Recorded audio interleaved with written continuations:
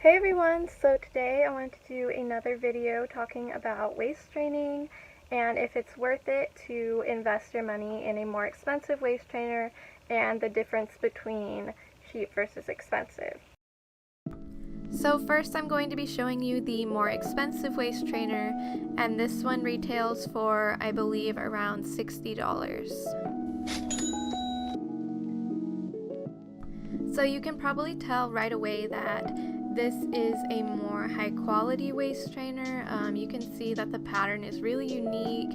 The rainbow print design is not something you would typically find for this, so it is definitely unique to this brand, and just more expensive waist trainers tend to have more options as far as the way it looks. So for this waist trainer, I would also say that the center hooks or clasps and the stitching are a bit more of high quality than you would find in a more affordable brand. So here's how the waist trainer looks when it is on. I got the size short torso based on my measurements because from under bust to the end of my waist, I'm about, I would say, like 9.5 to 10 inches. And this is in the size small, which is why I have it on the last set of hooks because I typically wear a size extra small.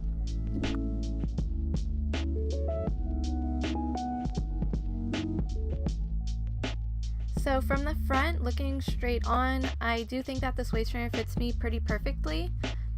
But as you can see here on the sides, it almost gives me like a little bit of a muffin top look, which is not due to it being too tight because they are supposed to be as tight as possible without making you look or feel uncomfortable. But I did notice that it has a little bit of a higher cut on the sides, and there's also a very decent gap of size difference on the front versus the back. So overall, I do really love the look and the pattern of this waist trainer, but the fit is just a little bit too awkward for me. Moving on to the more affordable waist trainer, this one is from Amazon and I bought it for about $26. So this one may look slightly less appealing, but that's just because it's the 25 steel bone.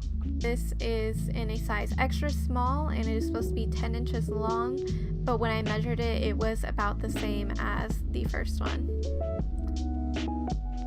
There really wasn't a lot of color options for this. In fact, in the size extra small, there was only black available.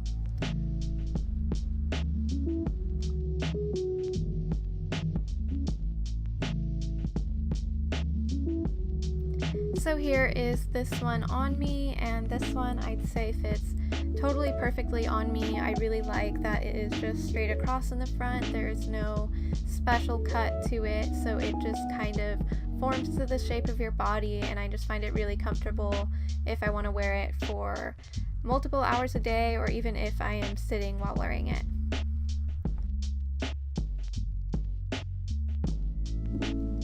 So although this one may not have a cute design or be anything super special, it has lasted me a long time, so I am really happy with it. I got it in, I believe, the beginning of August, and I've been wearing it almost every day, and it's now heading into December. So I do hope this video was able to give you a better idea on the difference between cheap versus expensive waist trainers and which one would be better for you. That's going to be it for today, so thank you guys for watching. Bye guys.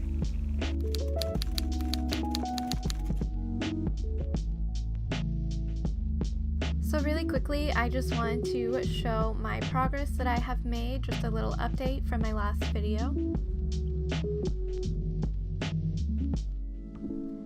So you may have noticed that this is a totally different waist trainer that I'm in now. I started in the regular latex one in beige, size small.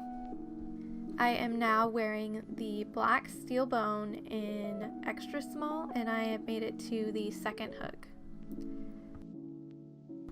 So this is the first one that I was wearing in the first video I made about waist training, and as I said, this is a size small and it is by the same brand. It is so crazy to me to think that I have actually outgrown this waist trainer. When I first got it in the mail, I just thought there's no way I was even going to fit it on. So if this is you right now, just know there is hope. I just wanted to say that waist training has definitely helped me get closer to my fitness goals. Not that I want to do anything dramatic with my body, but it just keeps me feeling on top of things when I'm not really doing my best at eating healthy or working out. So without the waist trainer on, I think I am about 28, maybe 27 and a half inches, and with the waist trainer on, because it is a little bit of a bulkier one, I'm at 27 inches. So I'm not too far from my goal, because I am just trying to get to be about 26 and a half or 27 inches around my waist without the waist trainer on. So that was just a little update for you. This is what I am at. This is my progress, and I am very, very happy with it, and I hope that at the very least this inspired you to stick to your own goals and know that you can achieve them. And it might sound really silly, but it is true, I promise. So if you stuck around to watch this, thank you so much, and bye guys.